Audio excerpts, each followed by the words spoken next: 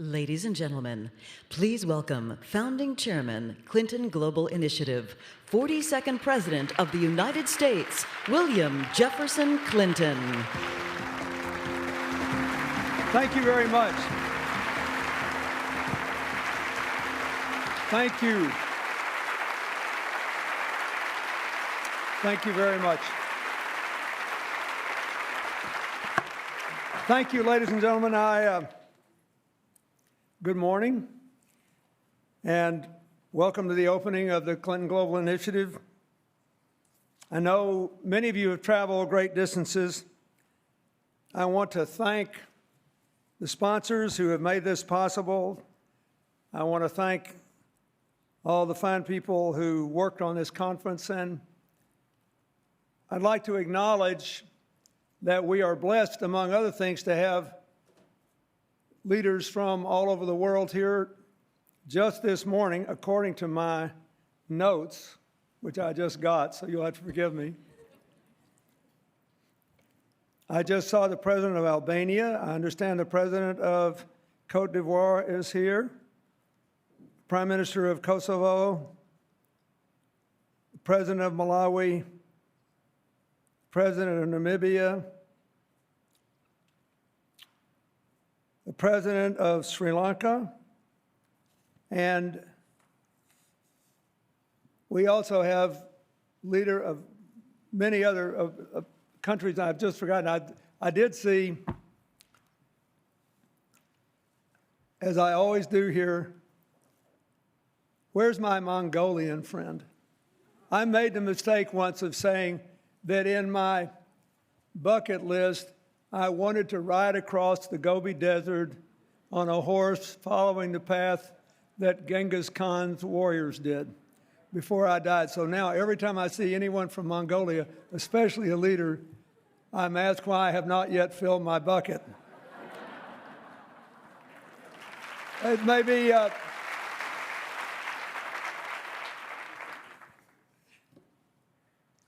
want to thank those of you who have come here because you believed long ago in what you saw on that video. When we started this in 2005, it was a great gamble.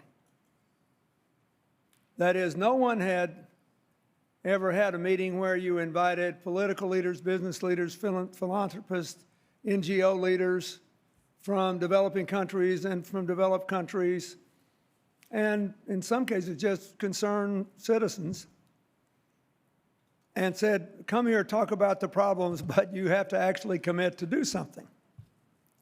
And if you want to come back next year, you actually have to commit to do something and then try to do it. And when we started, as Bob Harrison reminded me yesterday, we had a simple little commitment card. Literally, it was just a little card. You say, my name is, I represent this group, and this is what I commit to do. Before long, we were working to help people develop the commitments. And then we were working to help people keep their commitments. And we had a full-time staff and worked year-round. Then we started having CGI for university students. Then after the terrible financial crash 8 years ago, we started having one for the United States. And we had them in Asia. We had one in North Africa. And we had one in Latin America. It turned out that there was a hunger for people to go and meet with people from diverse backgrounds, who knew things they didn't know and had experiences they hadn't had, who would agree to embrace a common goal and actually do something. And so we set off. And a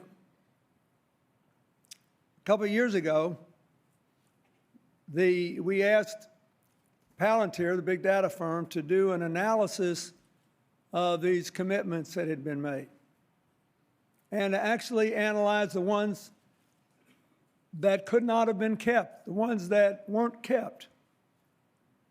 And they found that about a little over 80% of the commitments were fully complied with or well on the way to doing so. About 15% they didn't have enough information on, or 13% to know. 6 weren't going to make it. And they said basically they didn't make it because they couldn't find adequate funding. And a lot of that was in the early days when people were out there alone. But the most important thing revealed by the commitments analysis was that with every passing year, more and more of you made commitments that involved other partners, diverse groups, and that the more people were involved in the commitment, the more likely success. And that in fact, the partnership-based commitments were actually outperforming their stated goals. This is all stuff we learned together by trial and error over the years. I believe it has helped to change the face of philanthropy.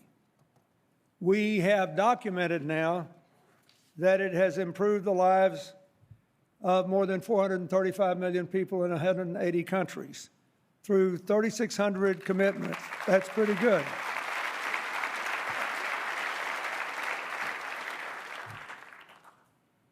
More than 50 million children with better educational opportunities, more than 114 million with increased access to maternal and child care, more than 33 million with better access to safe drinking water, more than 36 million receiving treatment for neglected tropical diseases, more than 50 million farmers and small-scale producers with better access to supplies and markets, huge numbers of initiatives to empower women and girls, and millions of more people having access to microcredit. It's really been interesting to watch the development along the way. And I think more than one of you has told me that this has changed the way philanthropy works, that the presumption now is there should be government, business, labor, non-governmental organizations, philanthropy, all doing this. Historically, charitable endeavors have been designed to fill the gap between what government can provide and the private sector can produce. We also believe that we can bring people together to fill the gap in a way that does it faster, better, at lower cost. And over and over again, I can look into the faces of so many people in this audience and see exactly how you have done that. So I am really grateful. But I think the way to end this is not on a nostalgia trip, but doing what we set up to do, which is just keep working to push the ball forward. So to get things started, we're going to hear a little more about some of the things that are now going on with our CGI members. Dennis O'Brien, the chairman of Digicel, has chaired our Haiti Action Network since it was created in 2008, after 4 hurricanes devastated the recovery. It was about that time that I agreed to be the United Nations Special Envoy there. And we just started at the time trying to organize investment meetings and other things that would help overcome what amounted to about a 15% reduction in the GDP of the country because of these hurricanes. Then came the earthquake in 2010, and in a matter of minutes, they lost 2/3 of their annual GDP. We had been working all along with the then government of Haiti and a remarkable economist from Cambridge named Paul Collier, who helped them to come up with a long-term economic plan, which, among other things, said this country is going to face repeated problems like this, in no small measure because you have more than 3 million of your 10 or 11 million people in the area of the capital city, Port-au-Prince, in a bowl, a natural bowl that was made for approximately 200,000 people to occupy. So we were beginning before the earthquake to try to think about how to diversify economic activity, revive agriculture, do a lot of things. Then came the earthquake.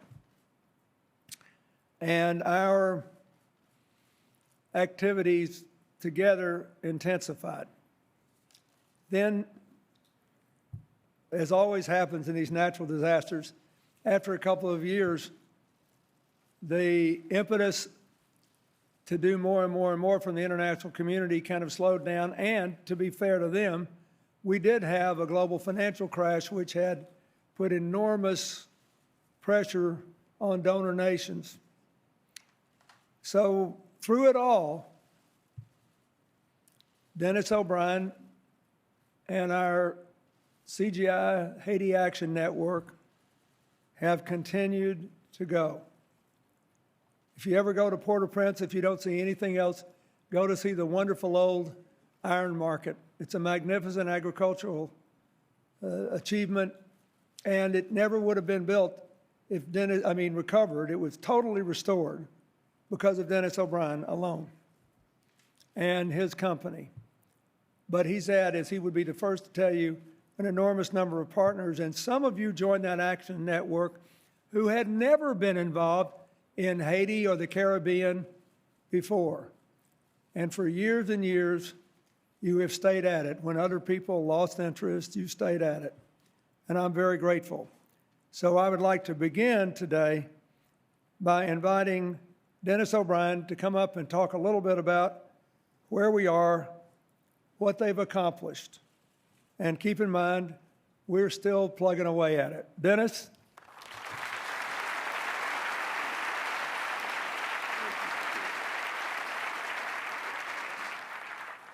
Mr. President, Chelsea, I'm delighted to be here this morning to provide a report on the Haiti Action Network. In 2008, with your strong encouragement and guidance, a number of us got together following the 4 devastating hurricanes that struck Haiti to see how we could help. And the Haiti Action Network was born. When the life-changing earthquake in January 2010 hit, thankfully we already had 50 organizations that we could mobilize. And while the initial focus was primarily on emergency housing, medical care and food distribution, there has been a significant shift in the last number of years to focus on long-term development projects for Haiti. These Clinton Global Initiative commitments, a total of 127, address an important range of challenges in Haiti, including agricultural modernization, education, health, energy, enterprise development, water, sanitation, and hygiene. Within these topics, there has been a specific focus and an important focus on women and girls. It has truly been a team effort. In fact, these commitments, valued at $500 million, and nearly 400 unique organizations have come together in these partnerships. I would now like to invite CGI members who have made commitments in Haiti over the past 8 years to join me on stage. And while we are not able to include everyone, we would need such a much larger room than even this. This dedicated group represents a diverse range of sectors, including multilateral organizations, NGOs, private sector companies, and private foundations. The personal efforts and commitment of this group has been tremendous. The relentless meeting schedule, perhaps grueling at times, has led to extraordinary results. To share some top-line information about what this CGI community has achieved, of the 127 commitments, 106 have already been completed or are ongoing. And as you can imagine, we have also had some setbacks along the way, including the cholera outbreak in 2010, which continues to be an all-hands-on-deck effort, the current Zika crisis, and of course, some government instability. This makes it all the more impressive that most of the commitments in Haiti have been now completed or are on their way to be completed. One particular item that I think we can be very proud of is the fact that more than 50% of the commitments made involve at least one local partner, which we know is critical for the success and long-term impact of each project. Along the way, we have worked with all the Haitian ministries and agencies, as this has been your advice, Mr. President. Haiti is one of the most exciting and vibrant countries I have ever been to. I have to say, I love the place. It's just fantastic. As I'm sure that many of you in the room would agree, Haiti and its people are captivating and so deserving of all our help. As a result, it has been my distinct honor to chair the Haiti Action Network since 2009. I still recall the first meeting held at the Montana Hotel, a beautiful hotel that was destroyed in the earthquake just 2 months later. It is hard to imagine that we have met already 36 times since that first meeting.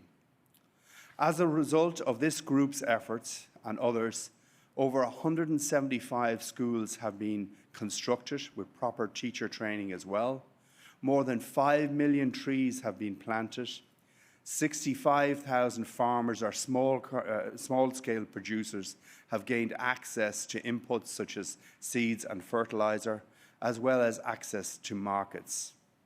590,000 people have gained improved access to health services.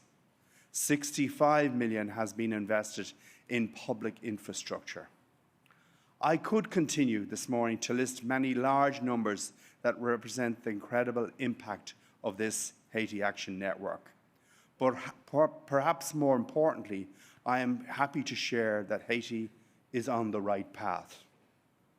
I firmly believe that foreign direct investment and more funding through the Haitian government is the best way forward. We will be having our Haiti Action Network meeting this afternoon at 3:45, and ladies and gentlemen, you are all invited. It would be great to see you there. In conclusion, your work, Mr. President, and Chelsea, and the entire CGI team, and the membership, is the most pure and efficient form of social capitalism, because you get people to make promises, and most importantly, you encourage them to keep these promises. None of the results I share today would have been possible without your vision, Mr. President. Thank you very, very much. Thank you. Thank you. Well, stay there. Thank you. Thank you very much.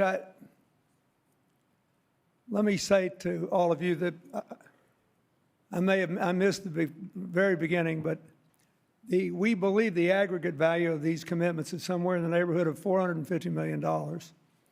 And this should explain to you why there is a transition period required, because we still have about $150 million left to be deployed. It has created thousands and tens of thousands of jobs, and a lot of new investment, but we have more to do. I also would like to say there are some people here in this audience, many of you representing governments, who helped Haiti after the earthquake. And I raised about $30 million then over and above this, and then President George W. Bush and I raised about $35 million to help finance small business and small agricultural development. We did it all together. You have to have a high level of patience and discipline to stay in this work over the long run. But the people down there deserve it. And every one of these people has got a story about why they did this. every one of them. But I think it's fair to say that when they started, I don't know if they would have agreed to start if they had known that all these years later, they'd still be standing on a stage. But I think none of them are sorry they made the journey. So let's give them a hand.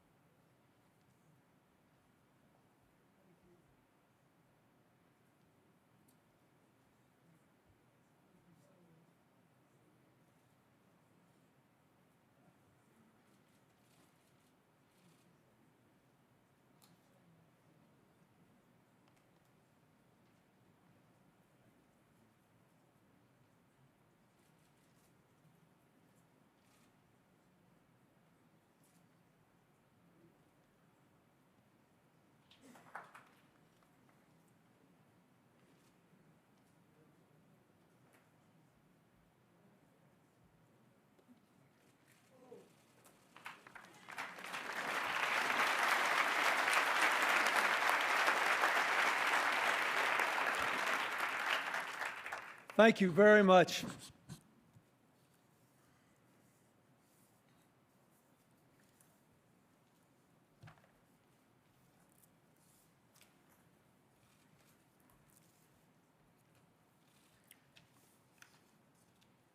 Now,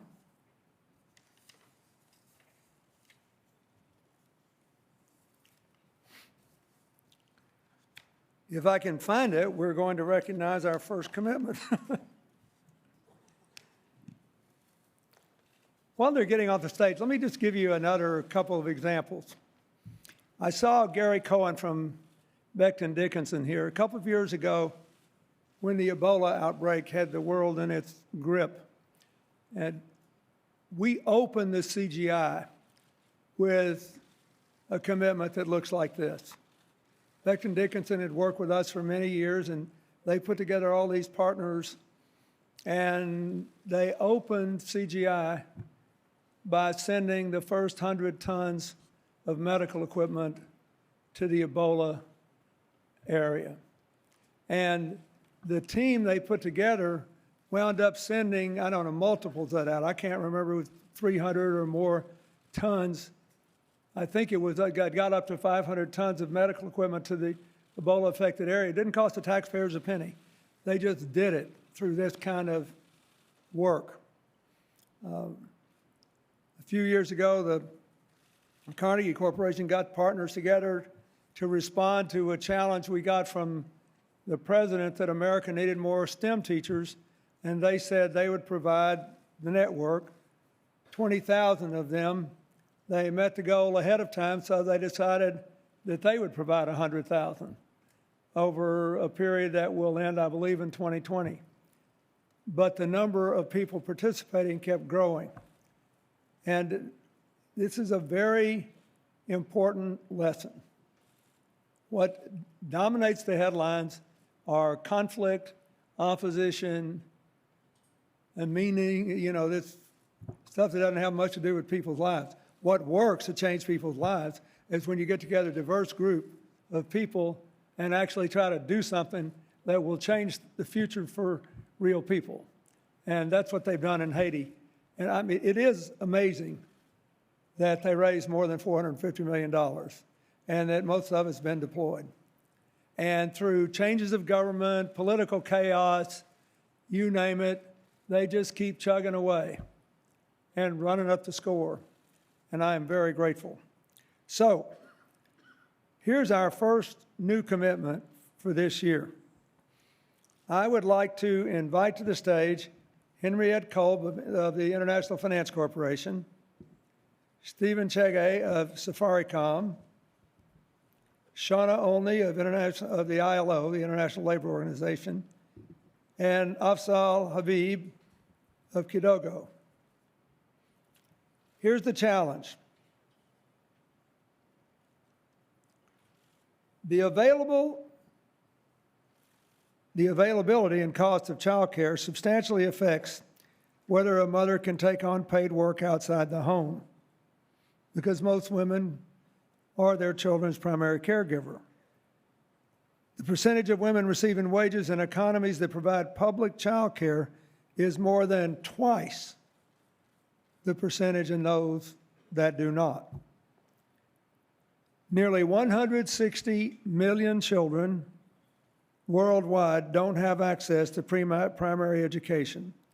They suffer developmentally and intellectually compared to those who do. And affordable, consistent child care can improve developmental outcomes for children, as well as decreased absenteeism and turnover, higher job satisfaction, and greater productivity. So this group has come together in the following way. The International Finance Corporation and 22 partners worldwide are committing to help private companies operating in 15 nations identify and implement various gender-smart practices to benefit their employees, businesses, and communities. 11 businesses in a variety of industries will commit to adopting a minimum of 3 gender-smart measures from a menu of options focusing on child care, such as employer-supported child care vouchers, flexible work arrangements, paid family leave, access to breastfeeding spaces, seminars on work-life balance, parenting, and stress management. Commitment partners will provide ongoing support to the companies that participate through research, training, and best practices. The program will provide peer learning events and a global platform to highlight the progress they make. And it will compile data on how employer-supported child care can work in different regions, industries, and business environments to develop best practices and create partnerships that will encourage growth in child care availability. In the years ahead, this commitment will help to mobilize employees and employers around the world toward greater equality and productivity. It's a good thing. Let's give them a hand.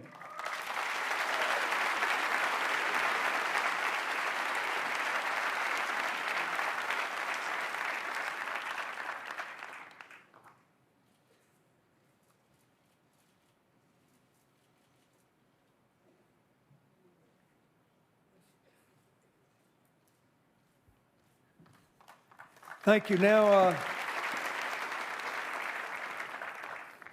I think Chelsea's going to come up and we'll go on with the program. Thank you.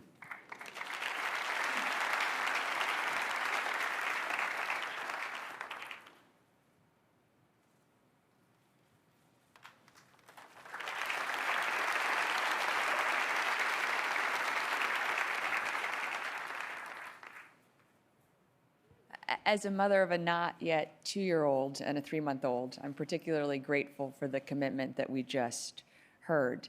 I want to share a little bit about 2 of the partnerships that I've been engaged with through the CGI community that have meant a tremendous deal to me.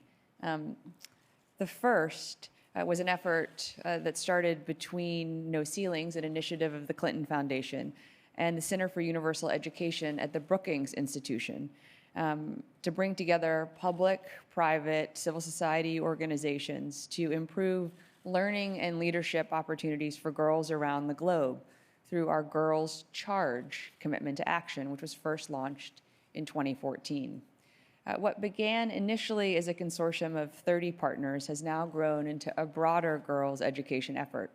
Today, there are more than 50 partners who have committed over $800 million to support more than 15 million girls around the world through 5 research-informed priorities: access to school, more safe environments, quality learning, transition to higher education and the workforce, and local-level leadership for girls' education. As a result of these efforts, by 2019, more than 2,000 schools in 35 countries will have improved policies on school safety. Over 160,000 teachers will receive training to improve the quality of learning for students with an emphasis on how best to support and empower girls in classrooms. More than 270,000 girls will be supported in their transitions to higher education or the workforce, and 5 million girls will be enrolled in school who otherwise would not have been. Girls Charge is just one more example of the capacity to effect change on a broad scale when a diverse group of partners with a common shared goal come together. And I just have been so grateful to be part of that effort. I also have been very grateful to be part of the CGI Elephant Action Network, which was first launched in 2013. As some of you may know, and if you have come to CGI before, as you've heard me talk about previously, elephants face an existential threat to their survival. Killing rates in Africa now exceed elephants' natural growth rate. And without sustained intervention, we could see a world without elephants within a generation. Alarmed by this, a group came together here at CGI, determined to do something about this, focusing our efforts on our 3 core pillars to try to stop the killing of elephants, stop the trafficking of ivory, and to stop consumer demand for ivory. We recognized that was work we had to do here in the United States as well as around the world. Our first efforts were with 23 commitments, and now we have 81 partners and more than 30 commitments. And I just am so grateful that we continue this work. We know that we have made progress. Elephant poaching rates peaked in 2011, but we know that we have so much more work to do. So I want to share a little bit about that work through a video and then announce a commitment that I'm so thrilled is now part of our CGI Family Elephant Action Network work. But please, the video first.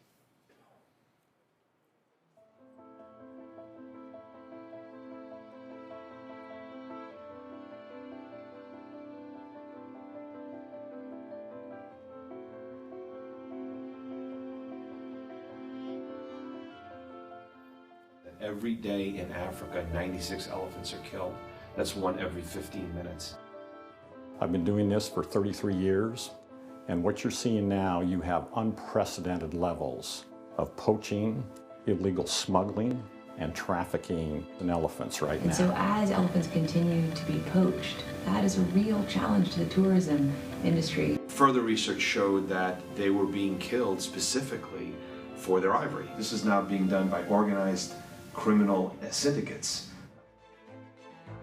I am proud to announce today that the Wildlife Conservation Society and all of our partners here commit to providing $80 million over the next 3 years to protect elephant populations by stopping the killing, stopping the trafficking of ivory, and stopping the demand of ivory across the world. We are implementing new intelligence-driven strategies to stop poachers before they kill that we hope to introduce in other countries and regions. One of the key gains that we're seeing on the ground is through the GPS tracking technology and the collars that we fit onto elephants. This is where the GPS unit is, where all the data is actually stored and sent. We are now confronting the possibility of a world without elephants. Ivory trafficking is not only threatening elephants, it's threatening their countries, and it's a threat to our security. I'm so thrilled to have one of my personal heroes on stage, Dr. Ian Douglas Hamilton, the founder and CEO of Save the Elephants, who I think has done more to save the elephants than probably anyone else alive. And I also want to welcome Doutzen Cruz, who has joined this fight with great enthusiasm and is helping to ensure that more young people here in the United States and in other countries are aware of the crisis and aware of our responsibility to help solve the crisis. As you heard in the video, approximately 96 elephants are killed every single day. And according to the Great Elephant Census just published in August, our overall elephant populations have declined more than 30% in just 7 years. We could lose African elephants within a generation if we don't stop that trajectory. Elephant poaching is largely driven by end consumer demands for ivory products, luxury goods, trinkets, and more. Notably, that demand resides in East Asia and here in the United States. A 2014 commitment to action by the Wildlife Conservation Society with partners, the National Geographic Society and GlobeScan, surveyed likely ivory buyers in the markets where ivory was most prized, and detailed consumer behaviors that were likely to be swayed with other alternatives to ivory.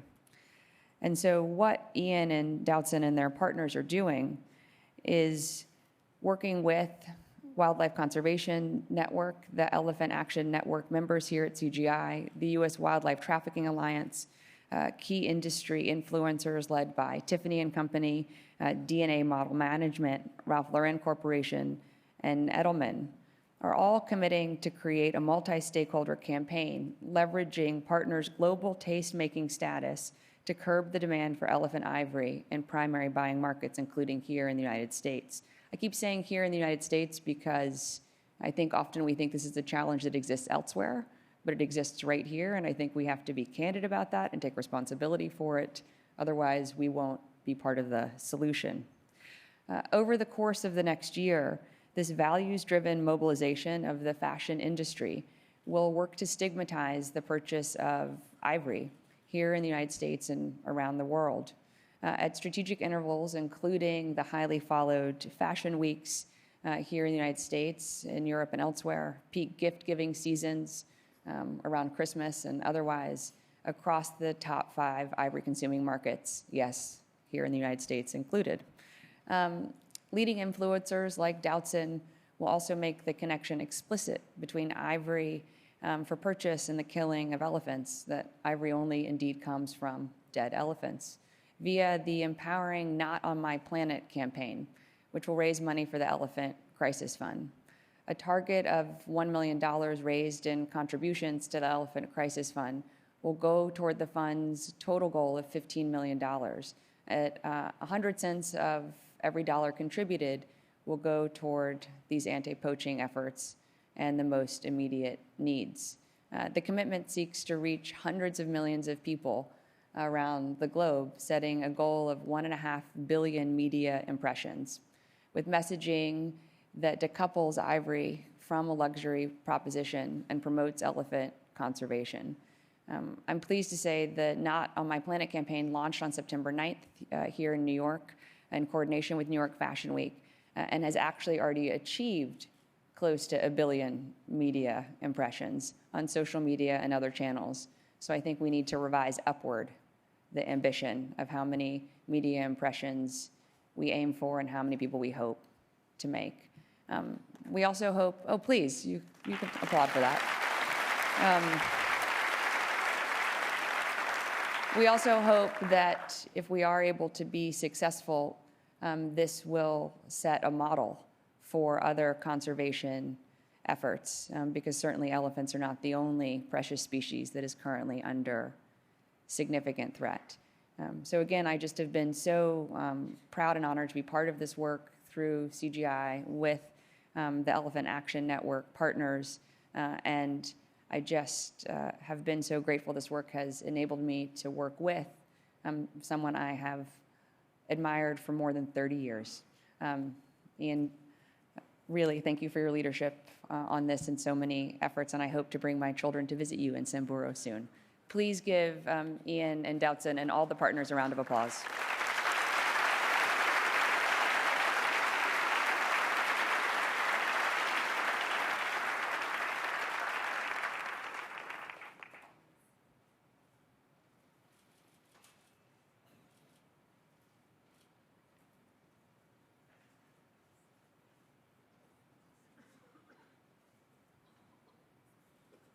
And now I'd like to invite to stage our first lightning round of commitment makers. Thank you all very much.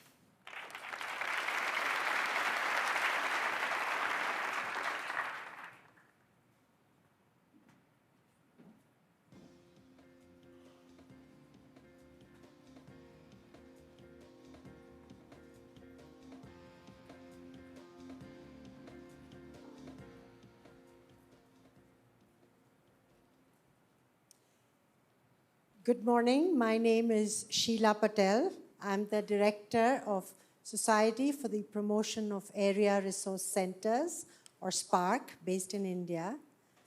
While slum dwellers represent as many as half of the world's urban populations, they're often unaccounted for, and as a result of poor data collection, are not included in local community planning efforts.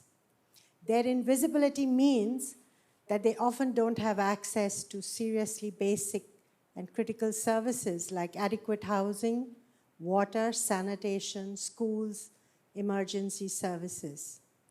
In collaboration with Schwack Dwellers International and their affiliates, SPARC is pleased to announce a new 3-year commitment to amplify the voices of poor women to create inclusive cities.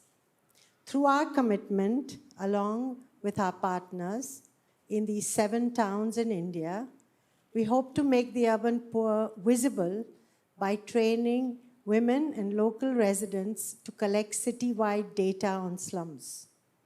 And we will work with these communities to develop strategies to address their priorities, which will then be shared with local government institutions and hope to ensure citywide planning efforts. With this commitment, we hope to demonstrate that cities can and should accurately count residents of informal settlements, and that accurate data can and must translate to complete and more inclusive cities. Thank you.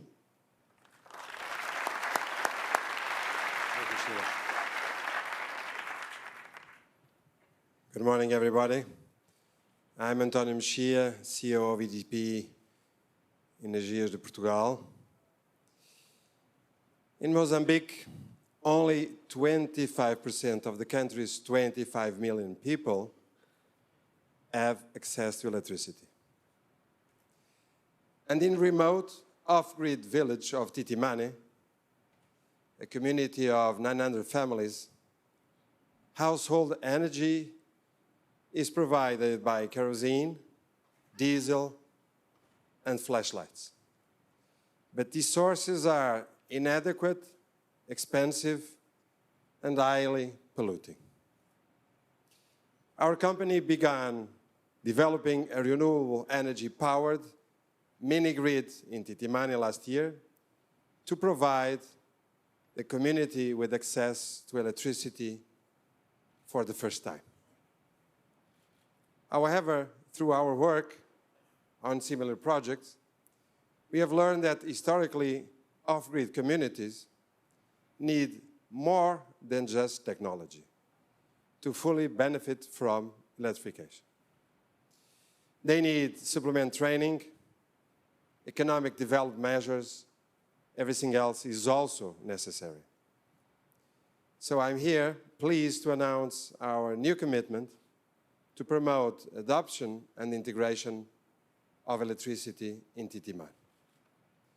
Working with 2 local NGOs, implementing partners on the site, EDP will provide all 4,000 residents and 40 small business owners with comprehensive approach, training, and community programming in 4 key areas: entrepreneurship, education, health, and community empowerment.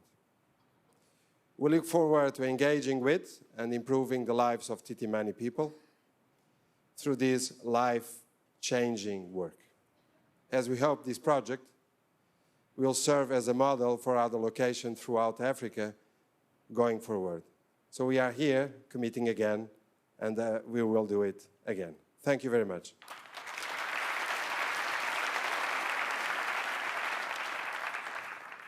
Good morning.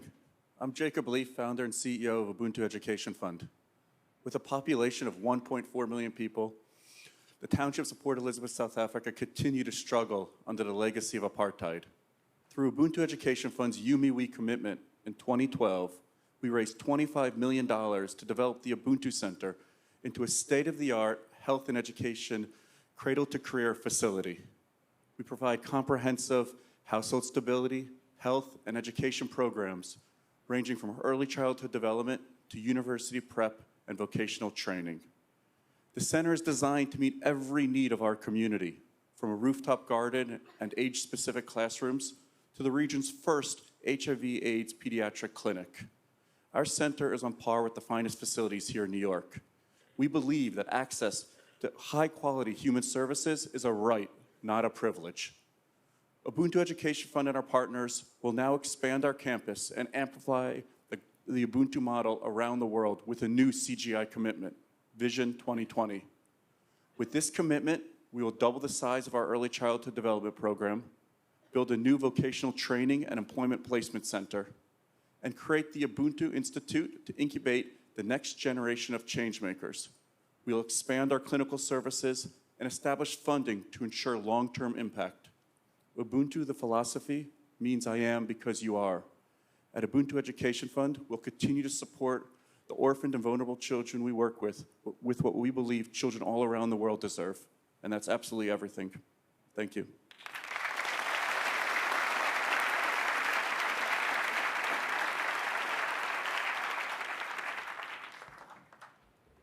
Ladies and gentlemen, please welcome our panelists.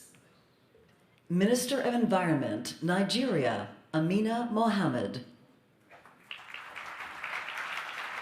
High Representative of the European Union for Foreign Affairs and Security Policy, Federica Mogherini. Co-Director, Center for 21st Century Security and Intelligence, Brookings Institution, John R. Allen. Lead singer of U2, co-founder of One and Red One campaign, Bono. And our moderator, Chair Albright Stonebridge Group, Madeline K. Albright.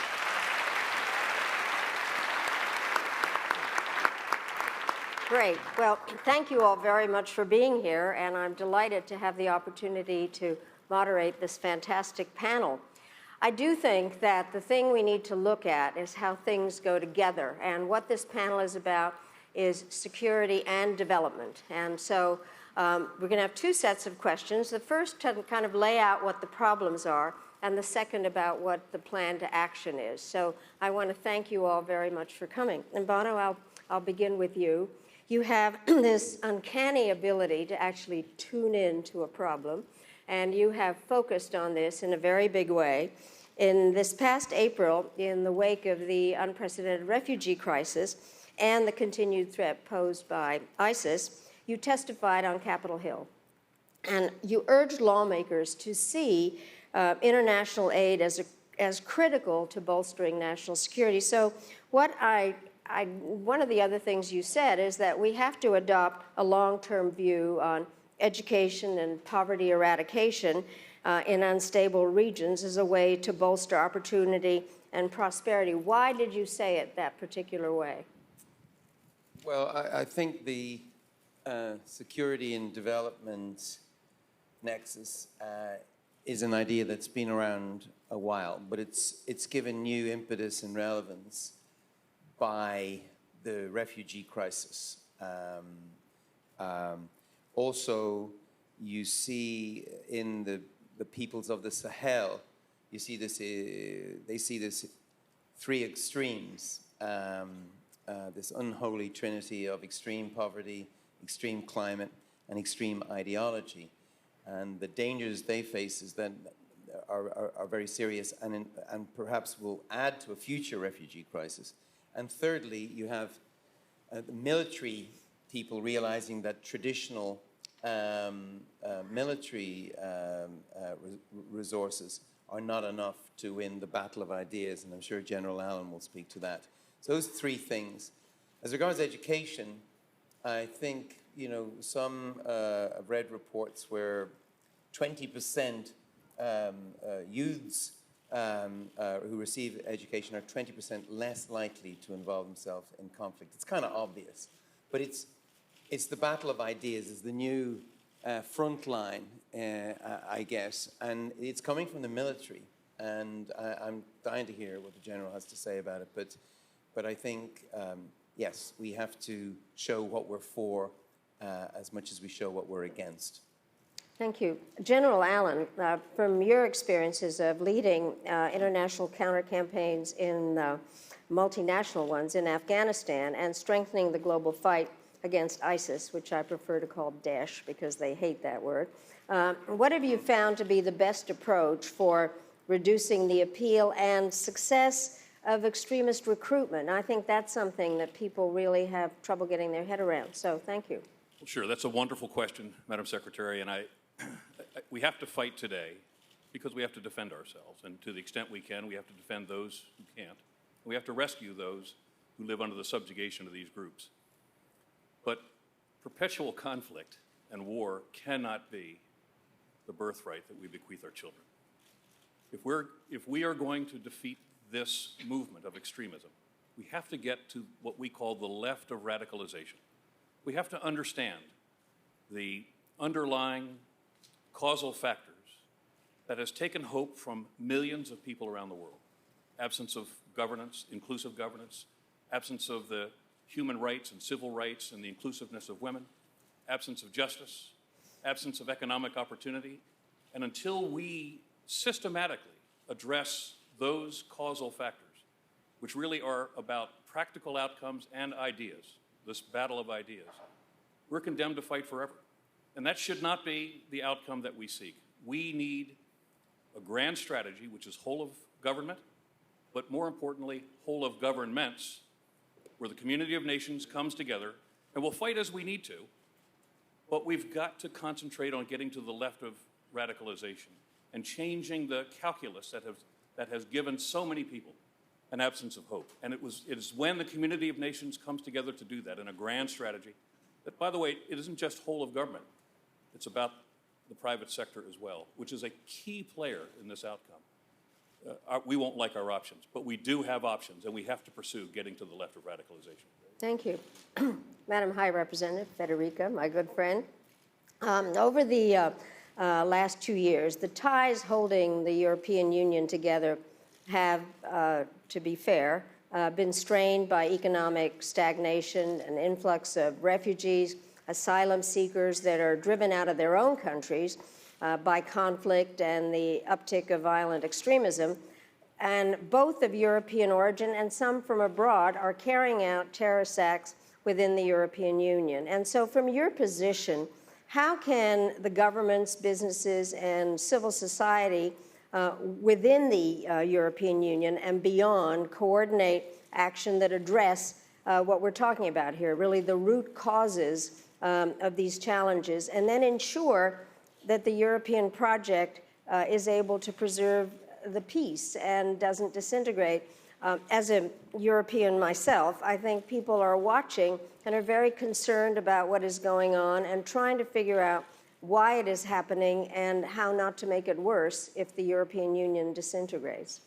Well, first of all, Madeleine, Madam Secretary, thanks for being here and for me being here and for this question. Let me start by saying the European Union is not at risk.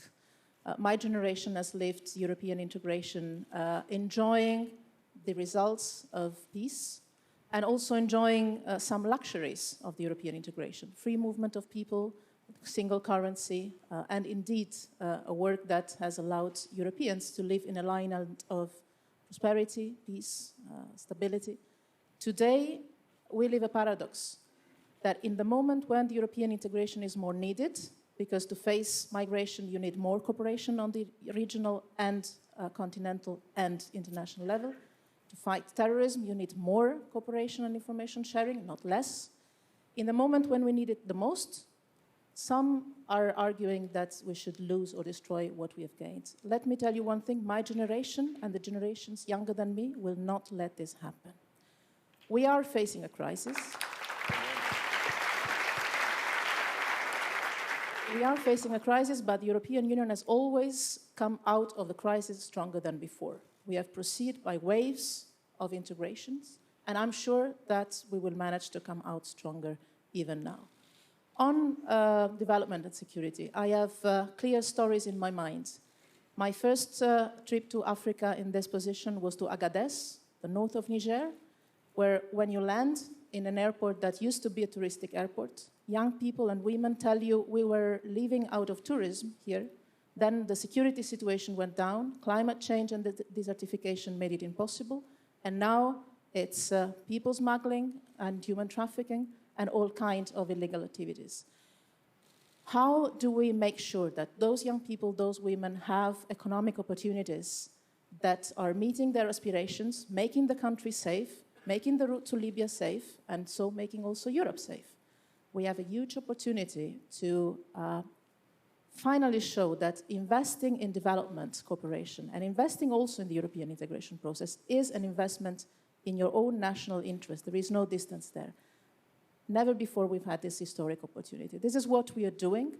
As you might know, as you know for sure, the European Union is the first donor on humanitarian aid, on development cooperation.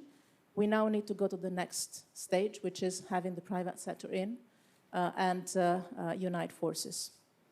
Thank you very much.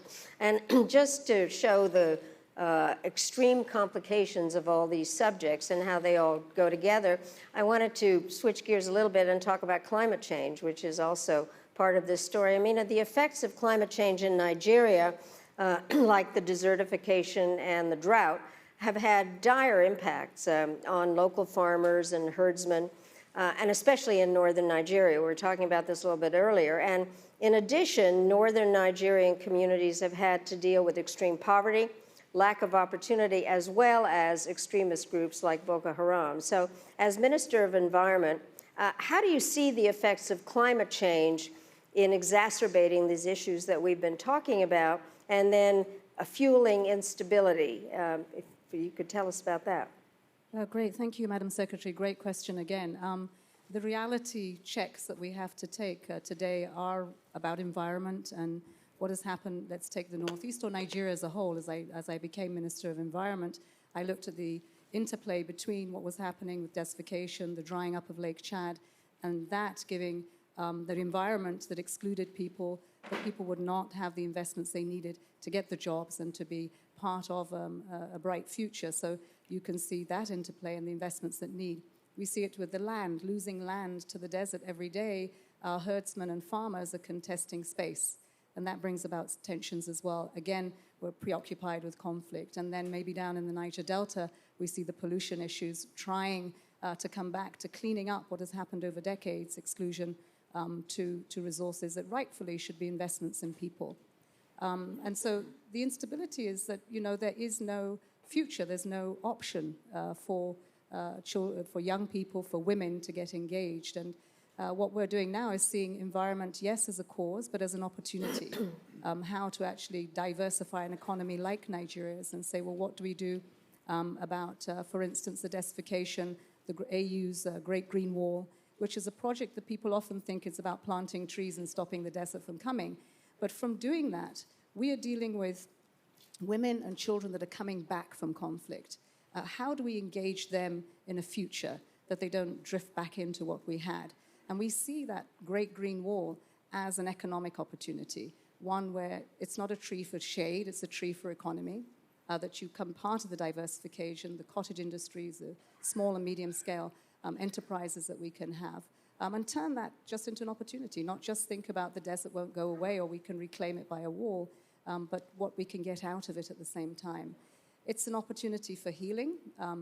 Today we have thousands of children and women coming back. It's not just about them coming back, it's about the communities that are receiving them are equally poor.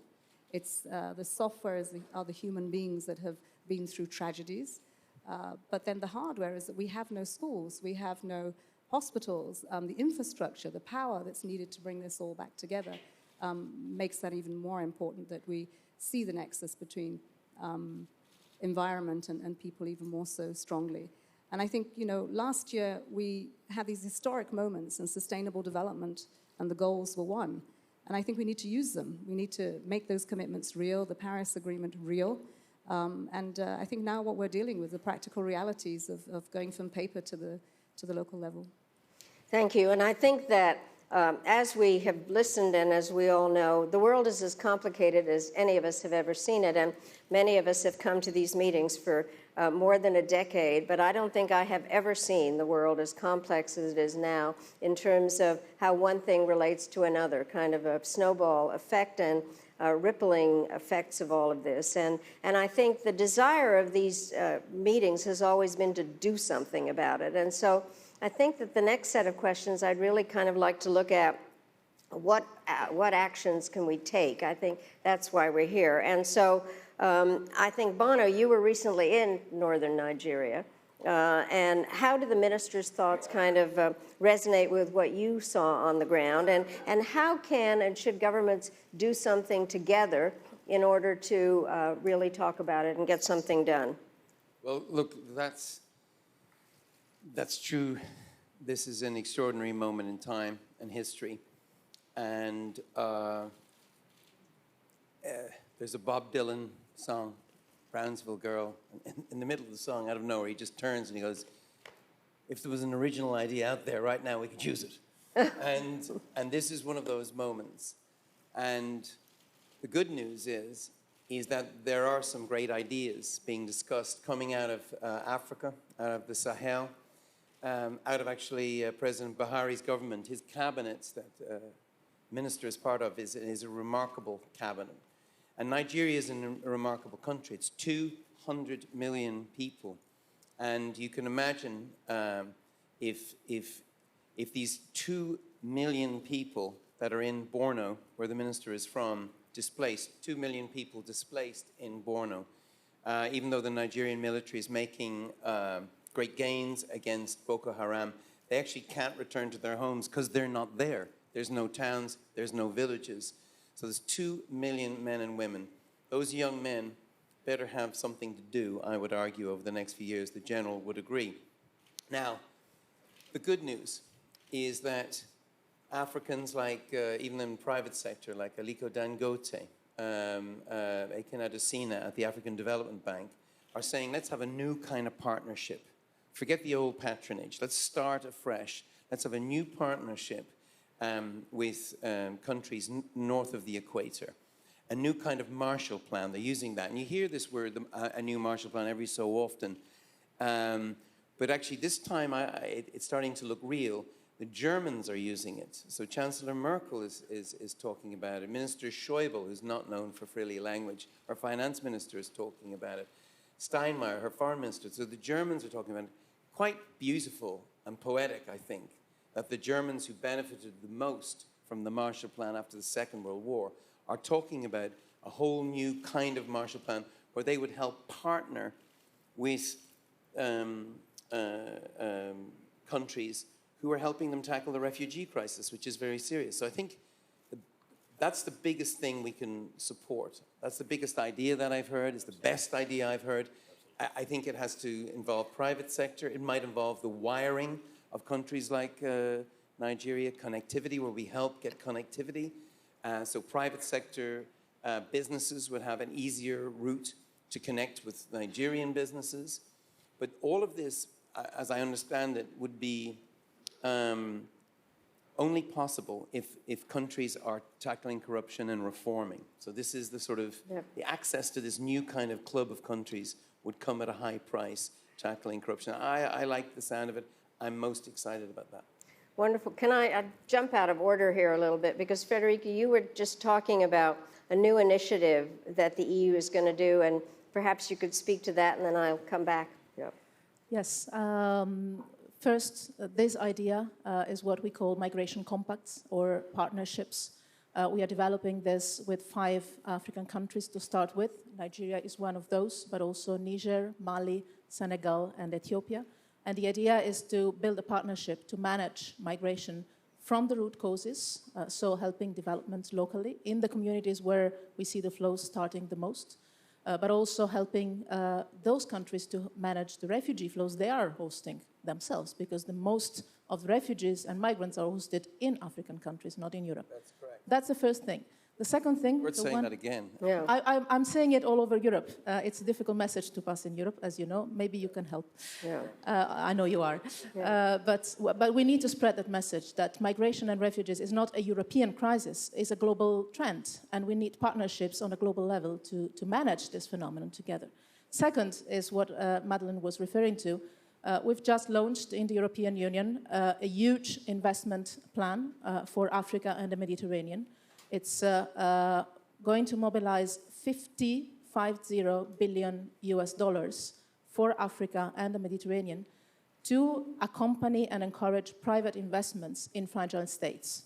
Because wherever I travel in Africa or in the Mediterranean, we are putting the money on development, on humanitarian aid, but what we hear more and more is that these countries need investments, being it on connections, digital, energy, job creation, small and medium enterprises, women entrepreneurship, youth opportunities.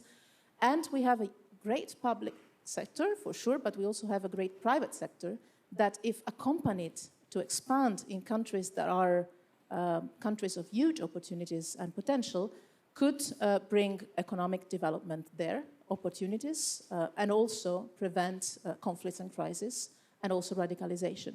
So this is what we're doing. So my call for action would be for all countries to join in. We're starting with 4 billion EU funds that will mobilize, matching with private investments, and international financial institutions would mobilize up to $50 billion. If countries around the world match this pledge, we could even double this amount of money. And most of all, for the private sector to take the risk. And accompanied by these guarantees we will offer, invest in the fragile countries. Because this is an investment in our own security, in our own future, but also in our own presence. I do think that the hard part is always persuading our publics that long-term investment in someplace else is a good idea. I have appeared on the stage many times in terms of talking about public-private partnerships and really understanding that private investment along with public support is something that can really help in terms of bringing all these issues together. So you were just talking about what you were doing back there, and I thought it would be useful to really put these stories together. So, and General Allen, I really, you and I have spent a lot of time talking together about how security and development go together. And I think the question then is, how can other actors, in addition to the military, businesses, nonprofits, foundations, and government agencies, cut out the root causes? Because that's what we keep going to. And while the military, as you've pointed out, has a very important role to play, having a general talk to us about how to get rid of the root causes, I think, is an essential message here. Well, let me just tell a quick story. When we were committed, my forces were committed into Iraq in 2007. It was one of the iterations. It was in the Al Anbar province, which was the most violent province in the most violent year. And when you set up a military operation, at some point you want to commit the decisive force. In other words, you want to commit the force that's going to give you the decision you want. And in 2007, recognizing what the underlying problems were, when we finally committed the decisive force, it wasn't tanks, it wasn't infantry, it was USAID, it was NGOs, it was individuals, engineers who could turn back on the water, it was engineers who could redistribute electrical power, it was people who could rebuild clinics, get doctors in those clinics, and schools and teachers in those schools, turn on water purification plants so the children weren't dying of waterborne diseases, helping to protect the women. The decisive force for us in beating the extremists was less about military force than it was about changing the social equation. I learned a lot about that, and we did that again as best we could in Afghanistan, and we're doing that today in the defeat of Daesh. As soon as a population is liberated, the next force to come in is the stabilization force to do those things. But it can't be about individual crises. As Bono has said, and as it appears that Germany is leading in this process, we must have a grand strategic whole-of-government plan where the community of nations comes together to systematically address those causal factors, as I said before, that in fact radicalize and take hope from hundreds of thousands or millions of people in the world today. And in that, NGOs are essential. Government developmental agencies are essential. Very importantly, though, industry is essential in doing that. We need to create, just as we would deploy force for strategic outcome, we need to deploy these forces for a strategic outcome as well. So we'll deal with it on the ground, but we have to deal with it as a strategic initiative as well. And that's the Marshall Plan. And I think that's a great term for it, and I really applaud Germany's leadership in this regard. Thank you. And finally, Amina,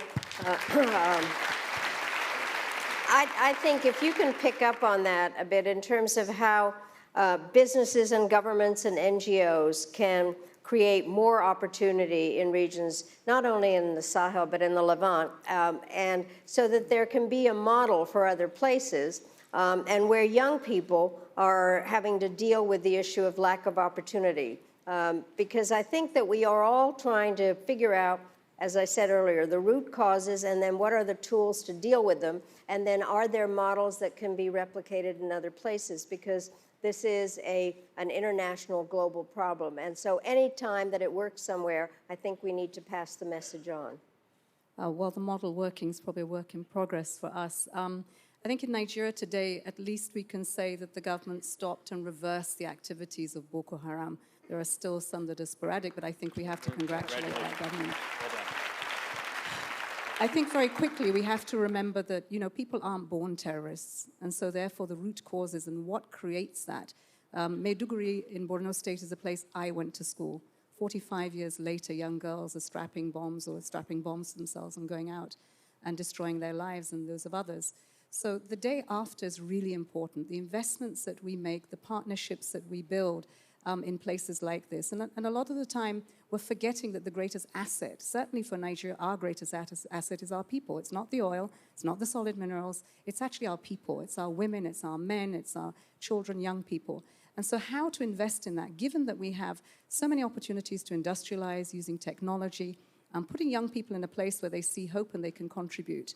And that means partnerships within governments across the Sahara and the waters, but also partnerships with businesses. Now, risk is the big thing that everyone looks to when we talk about fragile states and conflict. Businesses in Nigeria are taking risk every day. Nigerian businesses live the risk. And I think that this is an opportunity to do things differently by asking how we can partner local businesses with global businesses that may not always be able to take those risks, but those on the ground can, and not to silo these different opportunities in business. Bring that to the table. You know, Frederica's talked about the opportunities of finance here, and that's opening up. So bring them together. It's a new construct. Are we ready to actually think out of the box, that we can't use the same ideas we had before to deal with these situations that many of us have actually never come across?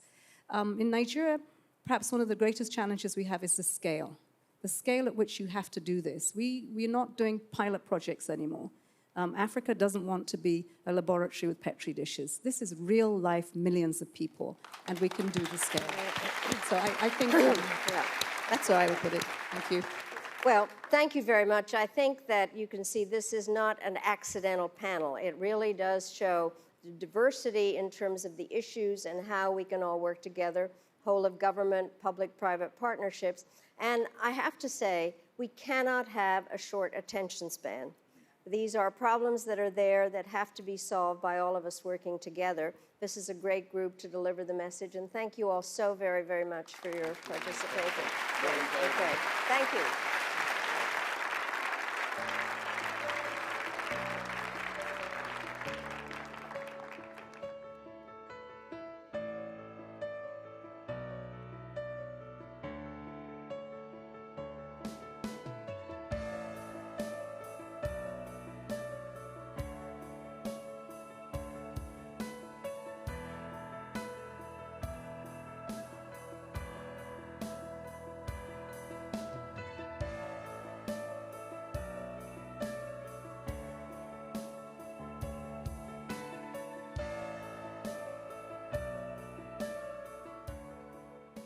Ladies and gentlemen, please welcome our panelists.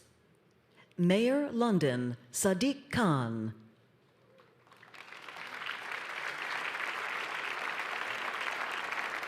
Chair of the Gavi, the Vaccine Alliance, former Finance Minister of Nigeria, Ngozi Okonjo-Iweala. Prime Minister Italy, Matteo Renzi.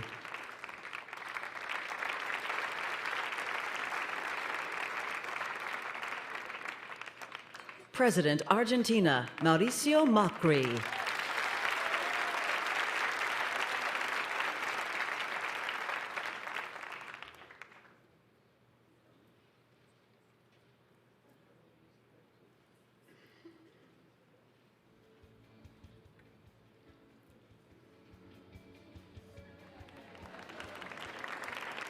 And our moderator, President Bill Clinton.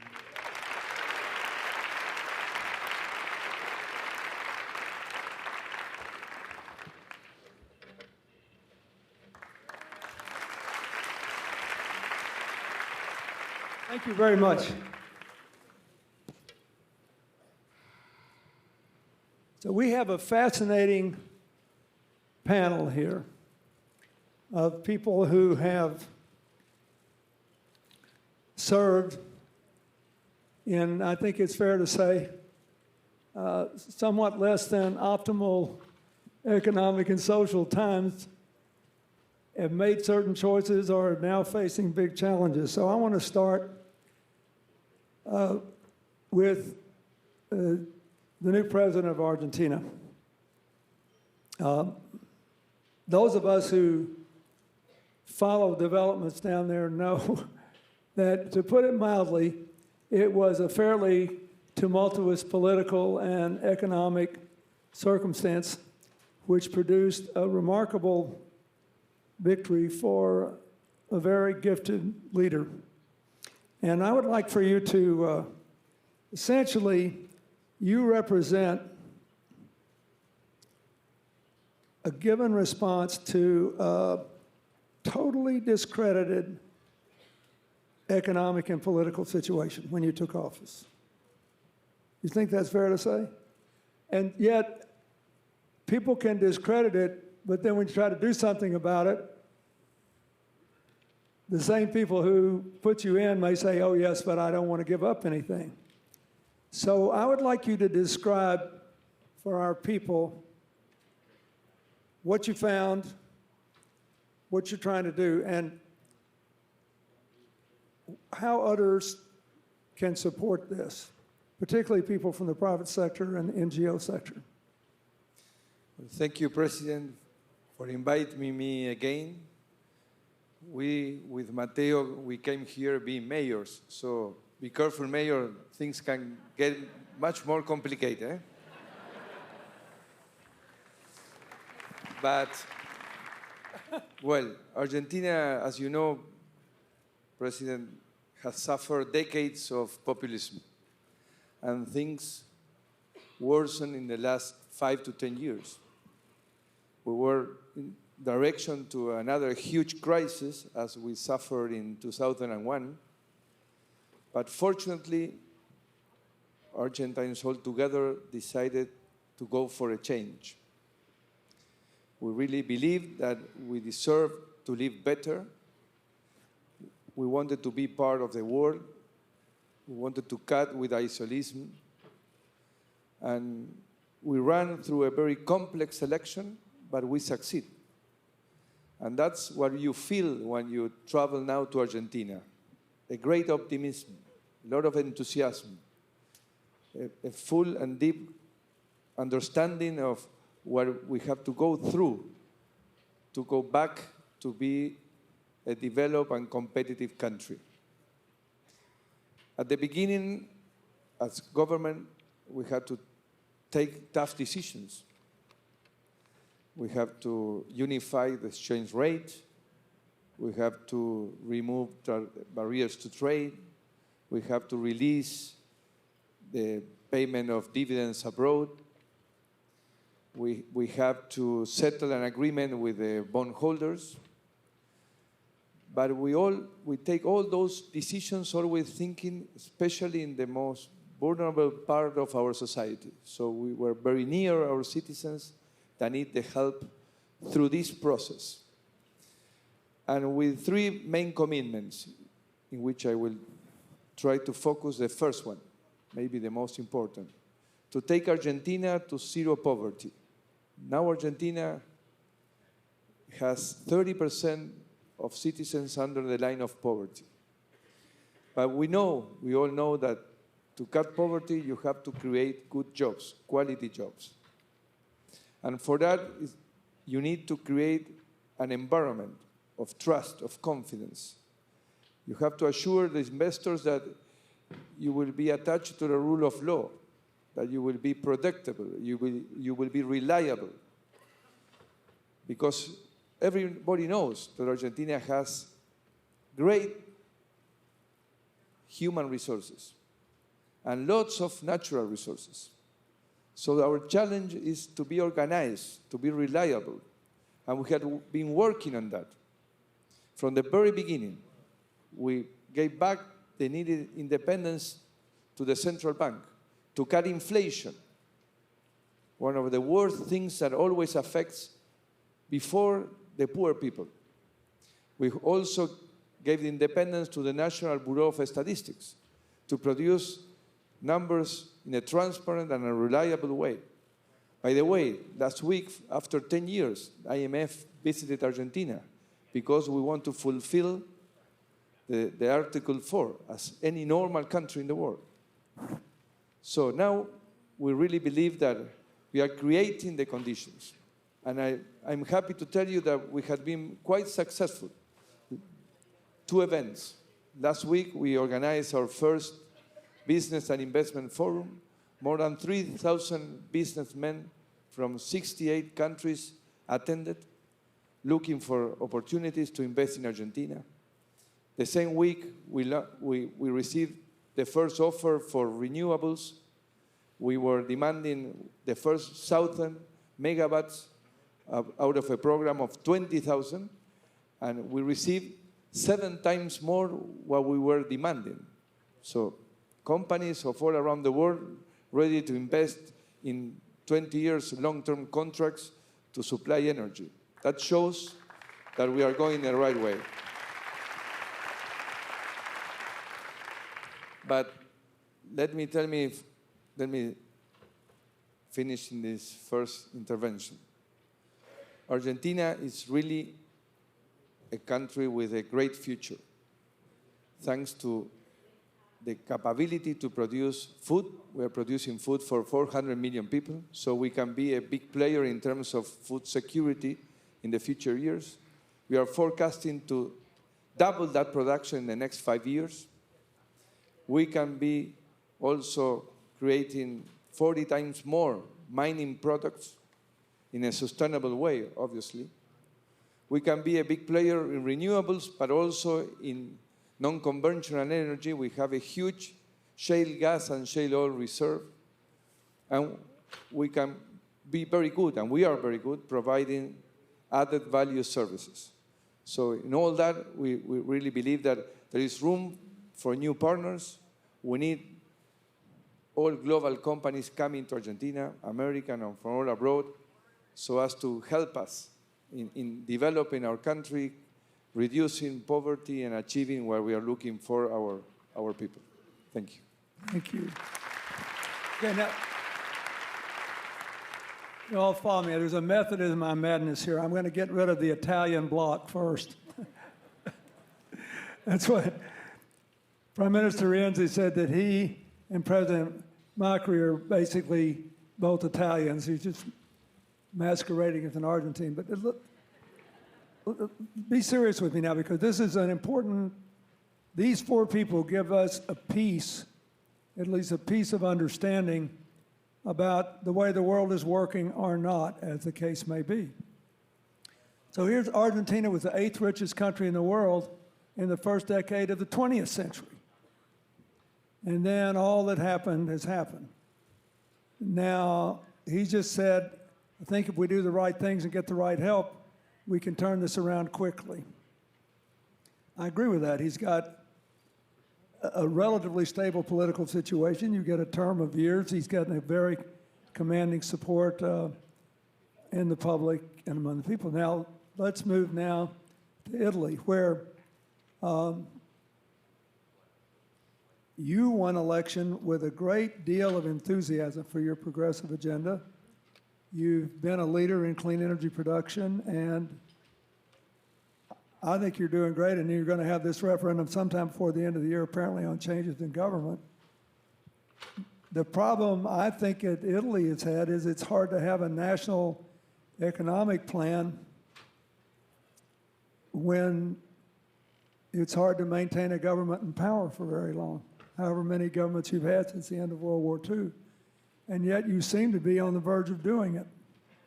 And most people who are not Europeans, and even many Europeans don't know that for much of the last 50 years, northern Italy has had a per capita income higher than Germany. But like every other country, you have the rich places, the poor places, the places in between. The difficulty of building a national consensus for economics, culture, and politics. And your system gets in your way a lot. So tell us how you're navigating what amounts to institutionalized dissent to an extent most of us don't have to deal with. Thank you, Mr. President. Thank you so much for the invitation and this question. I think that, for me,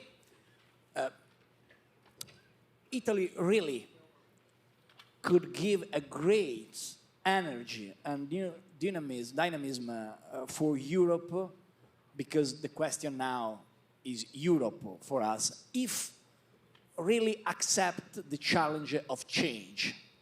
Italy is a great country. Everyone loves Italy, I think, I hope, despite my daily entrance in the stage.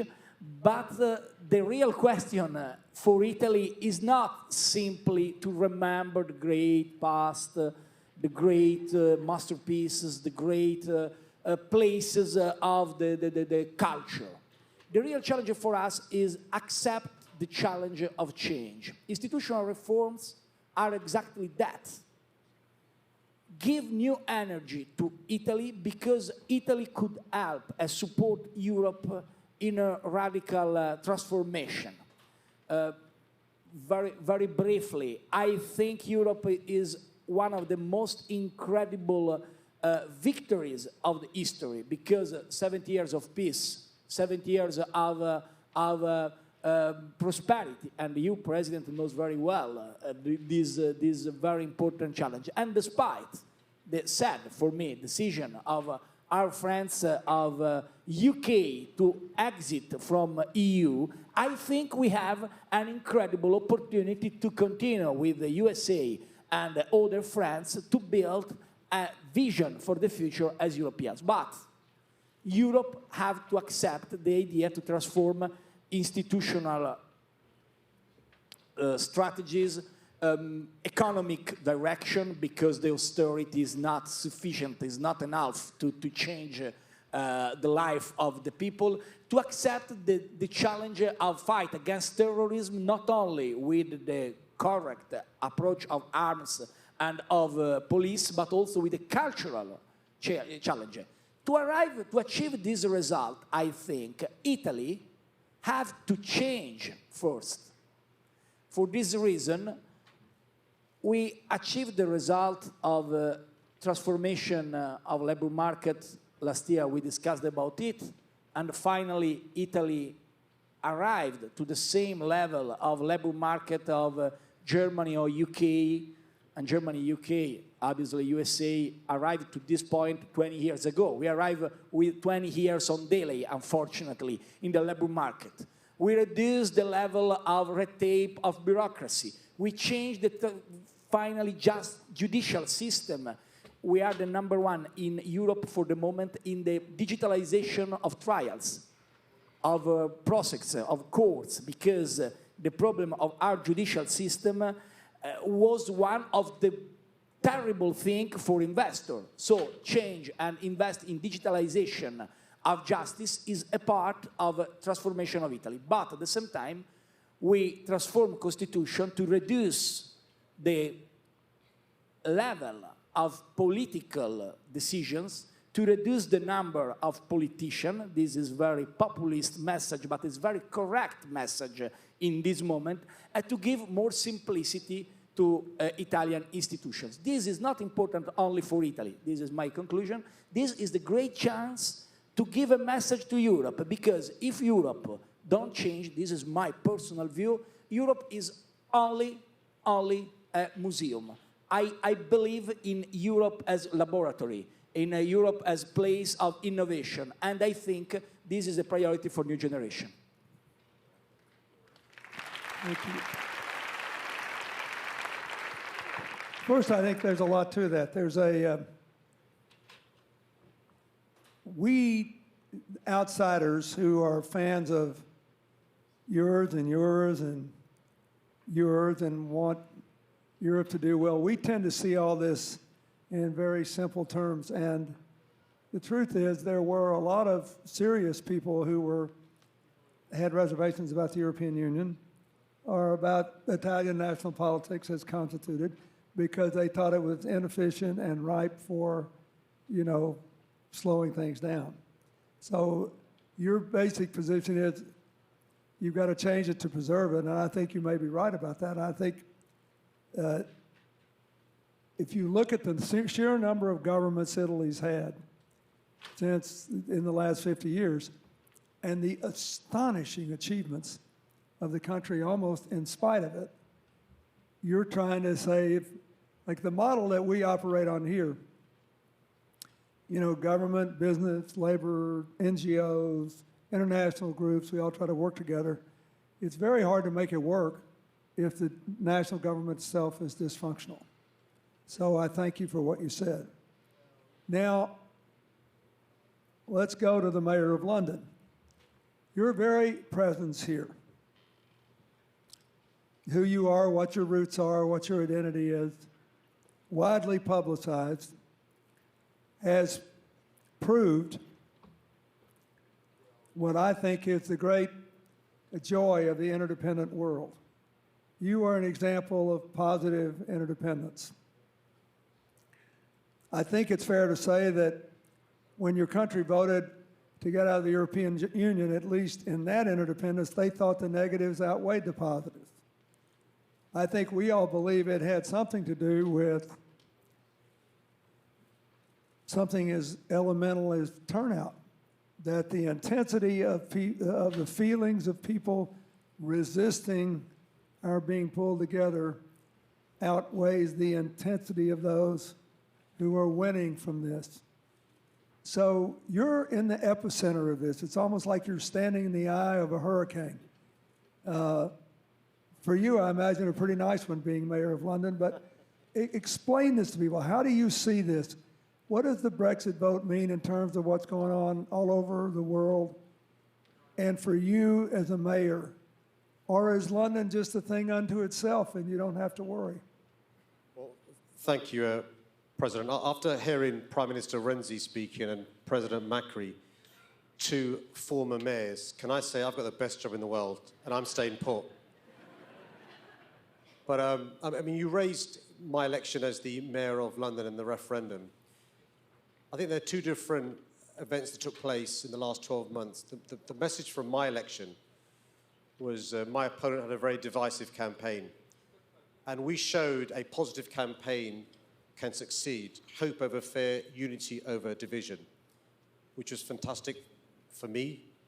And it sent a message to the world it's possible to be a proud Londoner, a proud Brit, a proud European, somebody who's proud of being of Asian origin, somebody who's proud of being of Pakistani heritage, and somebody who's proud of being a Muslim.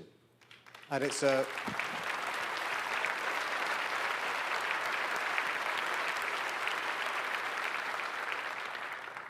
And I say to those, and you may know who I'm talking about,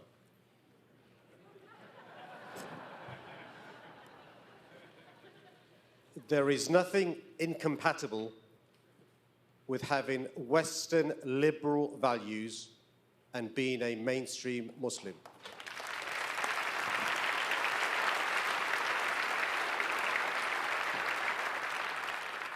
But I'm afraid during the referendum campaign, people who have challenges getting their children into good local schools, people who worry about healthcare, people who worry about getting genuinely affordable homes, were led down a path of the politics of fear. They were told the reason for your challenges and your issues is because of the EU, is because of the other. And this anti-immigration sentiment was allowed to succeed. And it's no coincidence that, some of those involved in the Brexit campaign are involved in another campaign taking place somewhere else in the world this November. And all I'd say is this, look, London has been open to trade, people and ideas for more than 1,000 years, and that's not going to change. London is open. And I'm proud to say I'm the mayor of a city that has Londoners originally from Italy, originally from France, originally from Germany, from Poland, from Bulgaria. Christians, Hindus, Sikhs, Buddhists, Jews, those members of an organized faith, those not, rich, poor, old, young, lesbian, gay. We don't just tolerate each other, we respect, embrace, and celebrate each other. And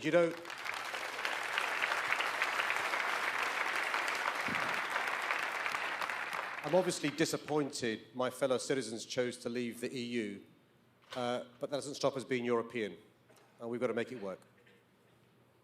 But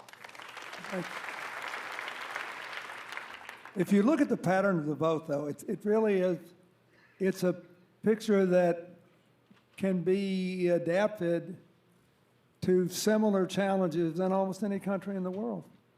I mean, the Londoners, the young, the diverse populations, the people that feel that they're winning in the global economy, that feel they have a place in European society, the university communities, Northern Ireland and Scotland that already feel largely they're in the European economy as much as the UK economy, they voted to stay. And as more comfortable with it, they had a comfortably respectable 65% turnout. And then England and Wales in the small town and rural areas were uncomfortable with it, and they had a 71 to 75% turnout. And that's the whole explanation. In other words, if they could have voted, I think 2 days later, they would have voted to stay. All these counties voted to give up, English counties voted to give up economic aid from the EU, and they needed it, but they had no idea what they were doing. They just wanted to come inside and close the door. There is a kind of a visceral us and them mentality developing. And where I grew up, it's a very old story. So I feel like I'm listening to 78 RPM wax records on an old record player. But is there a strategy that would be good for England and the UK that somehow allows London, for example, which dwarfs every other city, but you had similar trends in other voting trends in other cities, to connect better with people in these rural areas? Is there a way that the economic magnet that is London can be brought into this? And this is something that, there are different voting patterns in Argentina. There are different voting patterns in Italy. So say something about that. Is it the life experience, the way the EU was received in a small town in England is very different than the way a 30-year-old, Londoner from you name it receives it? It's the age-old problem of ensuring that everyone benefits from the fruits of prosperity. And I'm really proud that London was the one region of England to vote to remain in the EU, decisively so.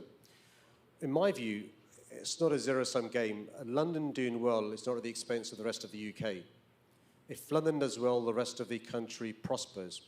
I think one of the things we failed to do, those of us involved in the Remain campaign, was to make the emotional connection with the benefits of the EU, as Prime Minister Renzi talked about, 70 years of peace, what it means to be a modern European, the emotional reasons for why it's important to show solidarity, And it's really easy to blame the other for your grievances. And I've seen in the last 5 days I've been in the USA how that's been played out here, because it's really easy to blame somebody else. It's really easy to explain away your problems by saying there's the land of milk and honey over the rainbow if you vote for me or vote to leave the EU. What's more important is, rather than playing on people's fears, address them. What are your concerns? If it is the case the EU is imperfect, and it is imperfect, we'd agree, let's reform the EU. If it is the case that there's an issue around immigration, let's reform the immigration rules. And the age-old problem, and you will know this, President, from your time during an age of prosperity, is that there is a perception as the rich get richer, the poor get poorer. And many people who do the right thing, they do 1 or 2 or 3 jobs, can't get their children into good schools, can't get decent housing. And our job as progressives is to make sure we energize, infuse, and inspire those people to recognize, progressive politics is the solution. The idea of building walls or the idea of leaving our continent, I think that way lies problems.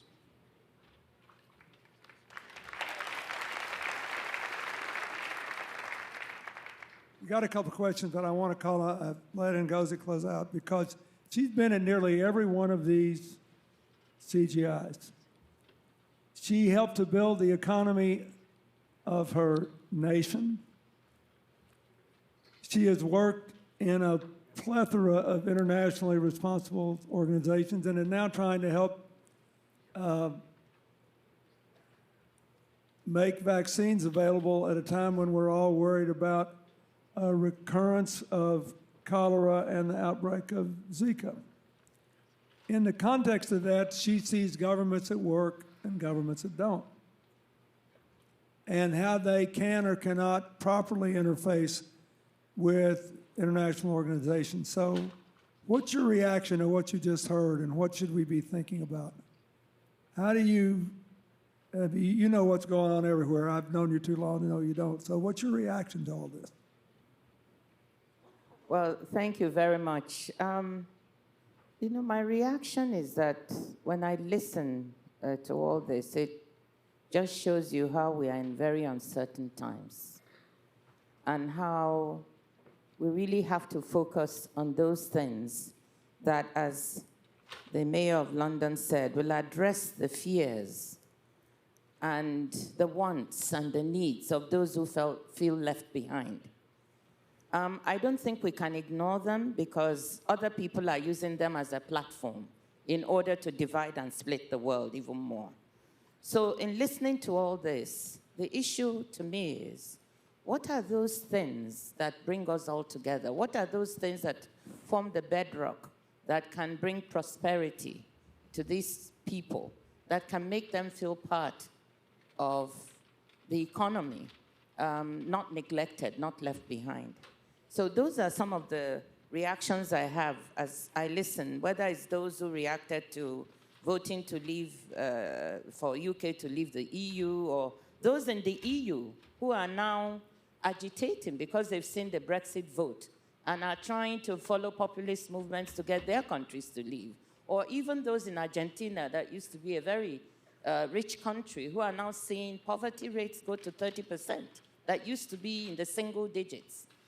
So we must address those. And you will not be surprised if I say that in all this controversy and uncertainty, there's one certain bullet. It's not a magic bullet, but it's a very important one to address some of the wants, needs, and fears of those at the bottom of the ladder. And I'm the chair of an organization that tries to make this work in 73 countries around the world. One of the best buys in economics today is immunization. One of the things you have to make sure to save your budgets on health and education and to save the economy is immunization. I know you've never thought about it that way. $1 invested in immunizing, in vaccines, returns $16. So if you want to address one of the needs of those at the bottom end of the ladder, those in poverty, You have to make sure that they get access to health care and that their children get immunized so they don't become problems in the future. The rate of return on that is very high. What happens when we don't prepare for this? What happens when our health systems are not strong enough?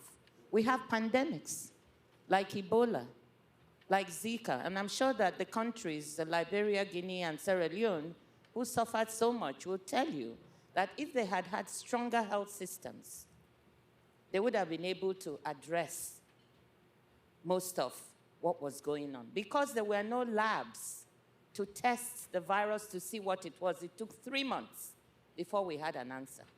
So let me circle back and say, apart from healthcare, education, access to jobs, we really need to look at the bottom line for those who are left behind. And it's only then we'll be able to debunk those who are trying to use them as a platform. Thank you.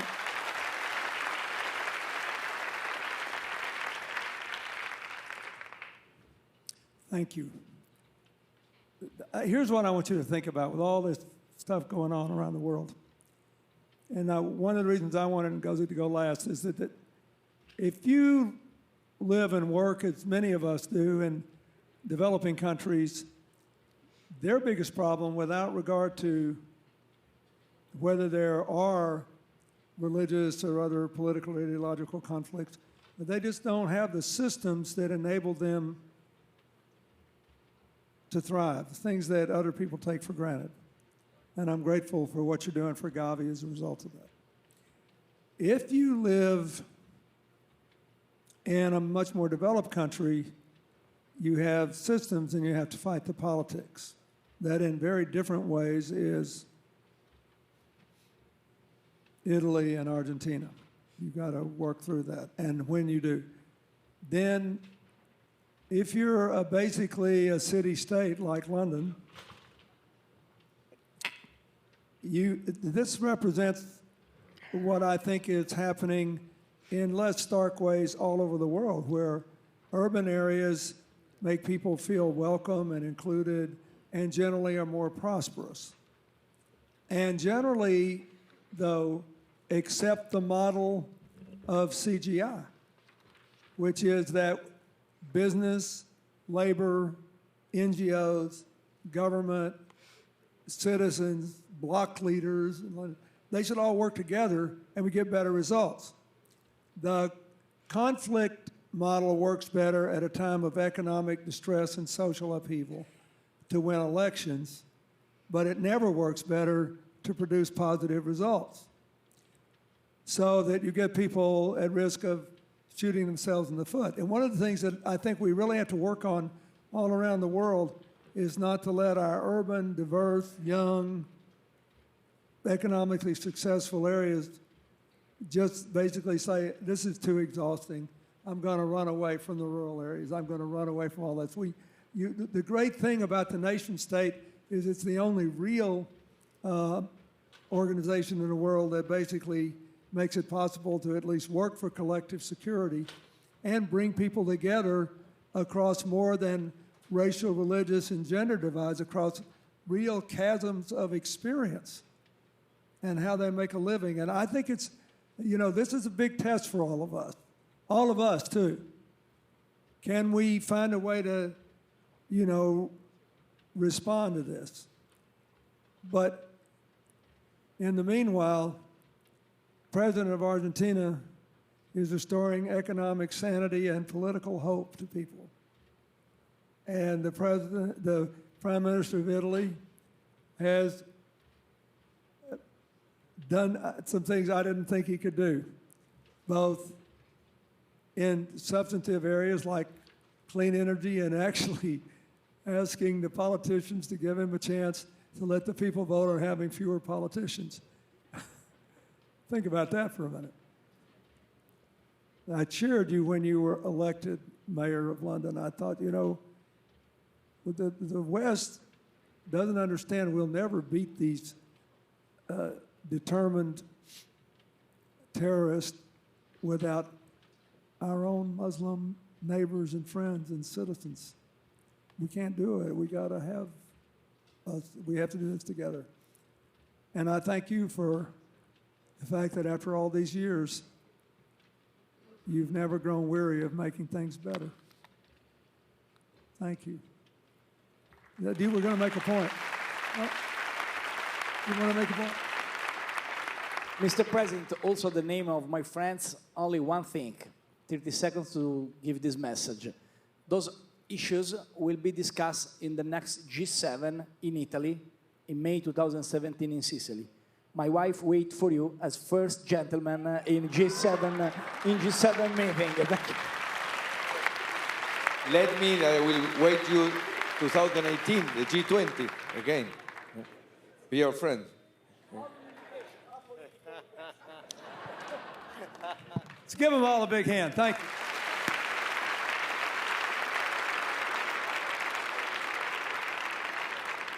Ladies and gentlemen, please remain in your seats and allow our heads of state and distinguished guests to depart the room. Thank you.